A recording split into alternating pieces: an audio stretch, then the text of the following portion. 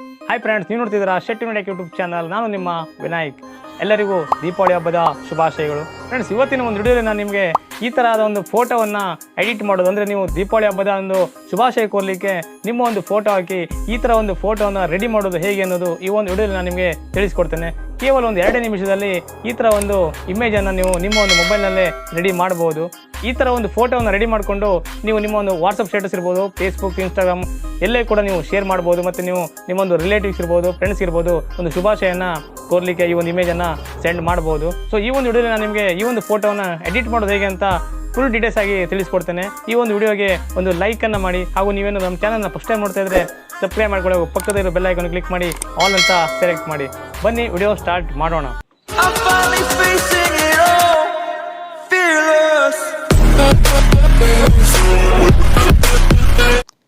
Friends, ಈ ಥರ ಒಂದು ಫೋಟೋನ ನೀವು ನಿಮ್ಮ ಮೊಬೈಲ್ನಲ್ಲಿ ಎಡಿಟ್ ಮಾಡ್ಬೇಕಂತ ಹೇಳಿದರೆ ನೀವು ಫಸ್ಟು PixelLab ಅಂತ ಒಂದು ಎಡಿಟಿಂಗ್ ಆ್ಯಪನ್ನು ಇನ್ಸ್ಟಾಲ್ ಮಾಡ್ಕೋಬೇಕಾಗತ್ತೆ. ಇದು ನಿಮಗೆ ಪ್ಲೇಸ್ಟೋರ್ನಲ್ಲಿ ಸಿಗುತ್ತೆ. ಇದನ್ನು ನೀವು ಇನ್ಸ್ಟಾಲ್ ಮಾಡ್ಕೋಬೇಕಾಗತ್ತೆ. ನಾನು ಇನ್ಸ್ಟಾಲ್ ಮಾಡಿದ್ದೇನೆ.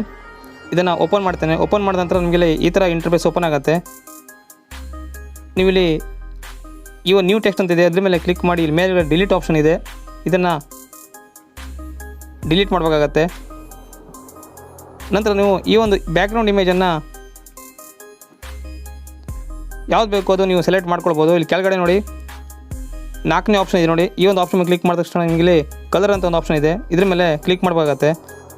ನಿಮಗೆ ಇಲ್ಲಿ ಸಿಂಗಲ್ ಕಲರ್ ಬೇಕಂದರೆ ಕೆಳಗಡೆ ನೋಡಿ ಕಲರ್ ಸಿಗುತ್ತೆ. ಯಾವ ಕಲರ್ ಬೇಕು ಆ ಕಲರ್ ನೀವು ಇಲ್ಲಿ ಚಾಯ್ಸ್ ಮಾಡ್ಕೊಳ್ಬೋದು. ನಿಮಗೆ ಡಬಲ್ ಕಲರ್ ಬೇಕಂದರೆ ಕೆಳಗಡೆ ಇಲ್ಲಿ ಗ್ರೇಡಿಯಂಟ್ ಅಂತ ಆಪ್ಷನ್ ಇದೆ ನೋಡಿ, ಇದ್ರ ಮೇಲೆ ಕ್ಲಿಕ್ ಮಾಡಿದ ತಕ್ಷಣ ನಿಮಗೆ ಡಬಲ್ ಕಲರ್ ಇರುತ್ತೆ. ನೀವು ಈ ಥರ ಡಬಲ್ ಕಲರನ್ನು ಮಾಡ್ಕೊಳ್ಬೋದು. ಒಂದು ವೇಳೆ ಇದು ಯಾವುದು ಬೇಡ, ನಿಮಗೆ ಬೇರೆ ಒಂದು ಬ್ಯಾಕ್ಗ್ರೌಂಡ್ ಬೇಕಂತ ಹೇಳಿದ್ರೆ ನೀವು ಗೂಗಲಲ್ಲಿ ಯಾವುದಾದ್ರು ಒಂದು ಬ್ಯಾಕ್ಗ್ರೌಂಡನ್ನು ಡೌನ್ಲೋಡ್ ಮಾಡ್ಕೋಬೇಕಾಗತ್ತೆ. ನಾನಿಲ್ಲಿ ಗೂಗಲಿಂದ ಒಂದು ಬ್ಯಾಕ್ಗ್ರೌಂಡನ್ನು ಡೌನ್ಲೋಡ್ ಮಾಡ್ಕೊಂಡಿದ್ದೇನೆ. ಇದನ್ನು ನಾನು ಈಗ ತಗೊಳ್ತೇನೆ. ನಾನಿಲ್ಲಿ ಈ ಒಂದು ಬ್ಯಾಕ್ಗ್ರೌಂಡನ್ನು ಗೂಗಲಿಂದ ಡೌನ್ಲೋಡ್ ಮಾಡ್ಕೊಂಡಿದ್ದೇನೆ. ಇದನ್ನು ನಾನಿಲ್ಲಿ ಜೂಮ್ ಮಾಡಿ ಫುಲ್ ಸ್ಕ್ರೀನನ್ನಾಗಿ ಮಾಡ್ತೇನೆ. ನೋಡಿಲಿ ಈ ಥರ ಜೂಮ್ ಮಾಡಿ ಫುಲ್ ಸ್ಕ್ರೀನನ್ನು ಮಾಡಿದ್ದೇನೆ. ಅದಾದಮೇಲೆ ನಾನಿಲ್ಲಿ ದೀಪಾವಳಿ ಹಬ್ಬದ ಶುಭಾಶಯಗಳು ಅಂತ ಒಂದು ಎಡಿಟ್ ಮಾಡ್ತೇನೆ. ನೀವು ಎಡಿಟ್ ಮಾಡಲಿಕ್ಕೆ ಇಲ್ಲಿ ಮೇಲ್ಗಡೆ ಪ್ಲಸ್ ಐಕಾನ್ ಇದೆ ನೋಡಿ, ಮೇಲ್ಗಡೆ ಈ ಪ್ಲಸ್ ಐಕಾನ್ ಕ್ಲಿಕ್ ಮಾಡಿ ಟೆಕ್ಸ್ಟ್ ಮೇಲೆ ಕ್ಲಿಕ್ ಮಾಡಬೇಕಾಗತ್ತೆ. ನಂತರ ನೀವು ನ್ಯೂ ಟೆಕ್ಸ್ಟ್ ಅಂತ ಬಂದಿದೆ ನೋಡಿ, ಇದ್ರ ಮೇಲೆ ಡಬಲ್ ಟ್ಯಾಪ್ ಮಾಡಿದ್ರೆ ನಿಮಗೆ ಇಲ್ಲಿ ನ್ಯೂ ಟೆಕ್ಸ್ಟನ್ನು ಬರಿಬೋದು.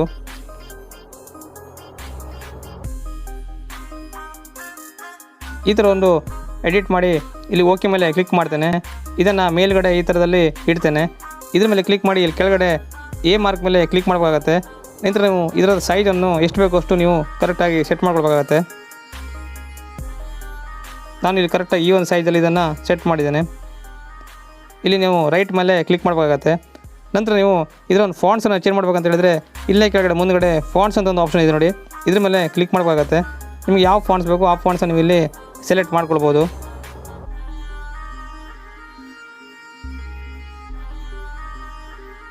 ನಾನಿಲ್ಲಿ ಈ ಒಂದು ಫಾಂಟ್ಸನ್ನು ಸೆಲೆಕ್ಟ್ ಮಾಡ್ಕೊಂಡಿದ್ದೇನೆ. ಅದಾದಮೇಲೆ ನಾನಿಲ್ಲಿ ಮುಂದಿನ ಒಂದು ವರ್ಡ್ಸನ್ನು ಬರೀತೇನೆ.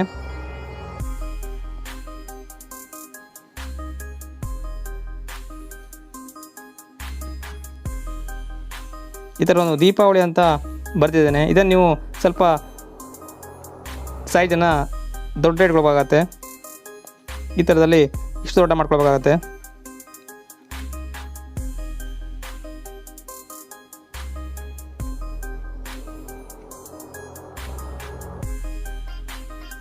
ಇದರ ಫಾಂಟ್ಸನ್ನು ಕೂಡ ನೀವು ಇಲ್ಲಿ ಚೇಂಜ್ ಮಾಡ್ಕೊಳ್ಬೇಕಾಗತ್ತೆ. ಫಾಂಟ್ಸ್ ಮೇಲೆ ಕ್ಲಿಕ್ ಮಾಡಿ ಈ ಥರ ಒಂದು ಫಾಂಟ್ಸ್ ಯಾವುದಾದ್ರೂ ಸೆಲೆಕ್ಟ್ ಮಾಡ್ಕೋಬೇಕಾಗತ್ತೆ. ನಂತರ ನಾನು ಮುಂದಿನ ಒಂದು ವರ್ಡ್ಸನ್ನು ಬರೀತೇನೆ.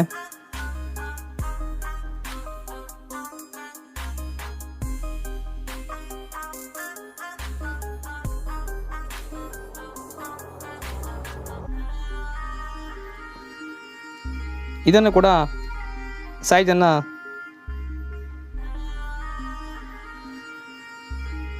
ಈ ಒಂದು ಸೈಜಲ್ಲಿ ನಾನು ಸೆಲೆಕ್ಟ್ ಮಾಡಿದ್ದೇನೆ. ಇದರ ಫಾಂಟ್ಸನ್ನು ಕೂಡ ಇಲ್ಲಿ ಚೇಂಜ್ ಮಾಡ್ತೇನೆ. ಫಾಂಟ್ಸ್ ಮೇಲೆ ಕ್ಲಿಕ್ ಮಾಡಿ ನೀವು ಯಾವ ಫಾಂಟ್ಸ್ ಬೇಕು ಆ ಒಂದು ಫಾಂಟ್ಸನ್ನು ನೀವು ಇಲ್ಲಿ ಸೆಲೆಕ್ಟ್ ಮಾಡ್ಕೊಳ್ಬೋದು.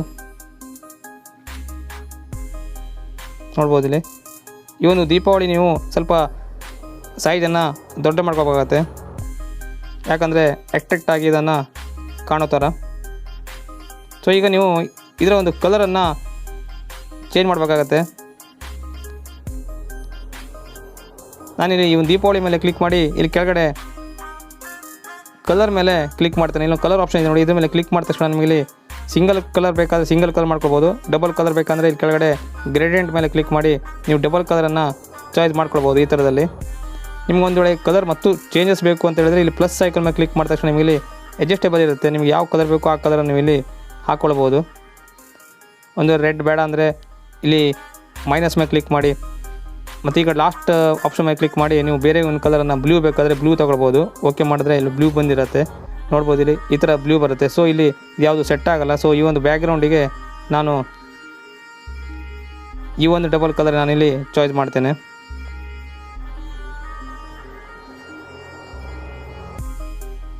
ಸೊ ಈ ಥರದಲ್ಲಿ ಚಾಯ್ಸ್ ಮಾಡಿದ್ದೇನೆ. ನಂತರ ಇಲ್ಲಿ ನೀವು ಹಬ್ಬದ ಶುಭಾಶಯಗಳ ಮೇಲೆ ಕ್ಲಿಕ್ ಮಾಡಿ ನೀವು ಯಾವ ಕಲರ್ ಬೇಕೋ ಆ ಕಲರನ್ನು ಚಾಯ್ಸ್ ಮಾಡ್ಕೊಳ್ಬೋದು. ನಾನಿದು ರೆಡ್ ಮಾಡ್ತೇನೆ. ರೆಡ್ ಮಾಡಿಬಿಟ್ಟು ಓಕೆ ಕೊಡ್ತೇನೆ. ನಂತರ ನಾನಿಲ್ಲಿ ಇದೇ ರೀತಿ ಮುಂದೆ ಈ ಒಂದು ಕೆಳಗಡೆ ಆಪ್ಷನ್ನಲ್ಲಿ ಮುಂದ್ಗಡೆ ಸ್ಟ್ರೋಕ್ ಅಂತ ಒಂದು ಆಪ್ಷನ್ ಇದೆ. ಈ ಒಂದು ಸ್ಟ್ರೋಕ್ ಮೇಲೆ ಕ್ಲಿಕ್ ಮಾಡಿ ಇದು ಅನೇಬಲ್ ಮಾಡ್ತೇನೆ. ಅನೇಬಲ್ ಮಾಡಿದ ತಕ್ಷಣ ನಿಮಗೆ ಇಲ್ಲಿ ವೈಟ್ ಮೇಲೆ ಕ್ಲಿಕ್ ಮಾಡ್ತೇನೆ.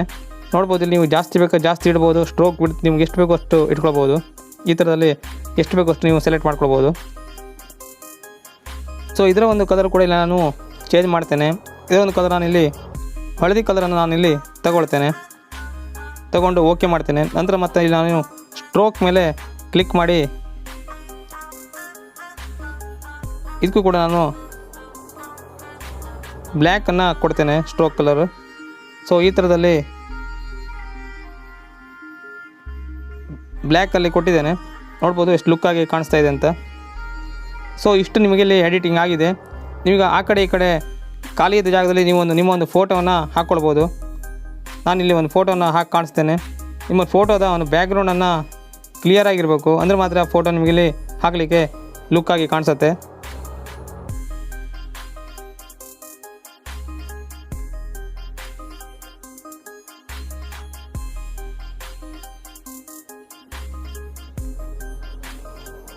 ನಾನಿಲ್ಲಿ ನನ್ನೊಂದು ಫೋಟೋವನ್ನು ಸೆಲೆಕ್ಟ್ ಮಾಡ್ಕೊಂಡಿದ್ದೇನೆ. ಈ ಥರ ಒಂದು ಬ್ಯಾಕ್ಗ್ರೌಂಡ್ ರಿಮೂವ್ ಆದಂಥ ಒಂದು ಫೋಟೋ ನೀವು ಇಲ್ಲಿ ತೊಗೊಳ್ಬೇಕಾಗತ್ತೆ. ನೋಡ್ಬೋದು ಈ ಥರ ಒಂದು ಫೋಟೋವನ್ನು ತೊಗೊಂಡು ನೀವು ಎಲ್ಲಿ ಬೇಕು ಅಲ್ಲಿ ನೀವು ಅಡ್ಜಸ್ಟ್ ಮಾಡ್ಕೊಳ್ಬೋದು. ಆ ಕಡೆ ಬೇಕಾದ್ರೆ ಆ ಕಡೆ, ಈ ಕಡೆ ಬೇಕಾದ್ರೆ ಈ ಕಡೆ.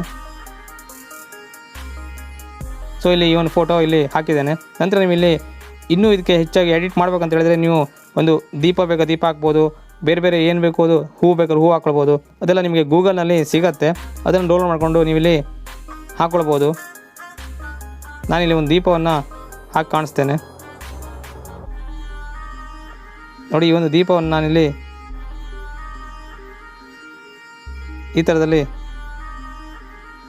ಹಾಕಿ ಕಾಣಿಸ್ತೇನೆ. ಈ ಒಂದು ದೀಪಾವಳಿ ಪಕ್ಕದಲ್ಲಿ ಆ ಕಡೆ ಈ ಕಡೆ ಎರಡು ಕಡೆ ಹಾಕ್ತೇನೆ. ಇದನ್ನು ಇನ್ನೊಮ್ಮೆ ಕಾಪಿ ಮಾಡಿ ಈ ಕಡೆನೂ ಹಾಕ್ತೇನೆ. ನೋಡ್ಬೋದು ಇಲ್ಲಿ ಎಷ್ಟು ಲುಕ್ಕಾಗಿ ಕಾಣಿಸ್ತಾ ಇದೆ ಅಂತ. ಇಲ್ಲಿ ಕೆಳಗಡೆ ನೀವು ನಿಮ್ಮ ಒಂದು ಹೆಸರನ್ನು ನೀವು ಕೆಳಗಡೆ ಬರ್ಕೊಳ್ಬೋದು. ಪ್ಲಸ್ ಐಕಾನ್ ಮೇಲೆ ಕ್ಲಿಕ್ ಮಾಡಿ ಟೆಕ್ಸ್ಟ್ ಮೇಲೆ ಕ್ಲಿಕ್ ಮಾಡಿ ನಿಮ್ಮ ಹೆಸರನ್ನು ನೀವು ಇಲ್ಲಿ ಬರ್ಕೊಳ್ಬೋದು.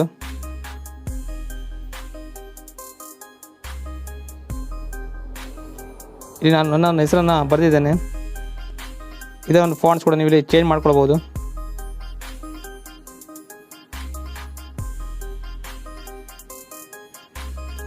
ಇದರ ಒಂದು ಕಲರ್ ಕೂಡ ನೀವು ಇಲ್ಲಿ ಚೇಂಜ್ ಮಾಡ್ಕೊಳ್ಬೋದು. ಸೊ ನೋಡಿ ಎಷ್ಟು ಬ್ಯೂಟಿಫುಲ್ಲಾಗಿ ಕಾಣಿಸ್ತಾ ಇದೆ ಅಂತ. ಸೊ ಇದೇ ರೀತಿ ನೀವು ನಿಮ್ಮೊಂದು ಫೋಟೋ ಹಾಕಿ ಈಸಿಯಾಗಿ ಈ ಒಂದು ಇಮೇಜನ್ನು ಕೇವಲ ಒಂದು 2-3 ನಿಮಿಷದಲ್ಲಿ ರೆಡಿ ಮಾಡ್ಬೋದು. ಮೇಲ್ಗಡೆ 3 ಡಾಟ್ ನೋಡಿ, ಇದ್ರ ಮೇಲೆ ಕ್ಲಿಕ್ ಮಾಡಿ ಎಕ್ಸ್ಪೋರ್ಟ್ ಇಮೇಜ್ ಅಂತ ಒಂದು ಆಪ್ಷನ್ ಇದೆ ನೋಡಿ. ಇಲ್ಲಿ ಇದ್ರ ಮೇಲೆ ಕ್ಲಿಕ್ ಮಾಡಬೇಕಾಗತ್ತೆ. ಕ್ಲಿಕ್ ಮಾಡಿ ನೀವು ಇಲ್ಲಿ ಸೇವ್ ಟು ಗ್ಯಾಲರಿ ಮೇಲೆ ಕ್ಲಿಕ್ ಮಾಡಬೇಕಾಗತ್ತೆ. ಈ ಒಂದು ಫೋಟೋ ನಿಮ್ಮ ಗ್ಯಾಲರಿಯಲ್ಲಿ ಸೇವ್ ಆಗಿರುತ್ತೆ. ಈ ಒಂದು ವಿಡಿಯೋ ಇಷ್ಟ ಆದರೆ ಪ್ಲೀಸ್ ಒಂದು ಲೈಕ್ ಮಾಡಿ ಹಾಗೂ ಶೇರ್ ಕೂಡ ಮಾಡಿ. ಇನ್ನೊಂದು ಹೊಸ ವಿಡಿಯೋ ನಿಮ್ಮ ಮುಂದೆ ಬರ್ತೇನೆ. ಅಲ್ಲಿ ತನಕ ಬಾಯ್, ಟೇಕ್ ಕೇರ್.